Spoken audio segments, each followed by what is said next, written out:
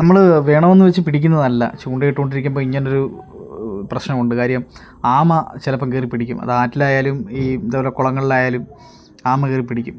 അപ്പം ആമ കയറി പിടിക്കുമ്പം പലരും അതിനെ ഈ ചൂണ്ട അതിനകത്ത് വെച്ച് തന്നെ പൊട്ടിച്ച് വിടുന്നതൊക്കെ നമ്മൾ കണ്ടിട്ടുണ്ട്. പക്ഷെ ഒരിക്കലും അങ്ങനെ ചെയ്യരുത്.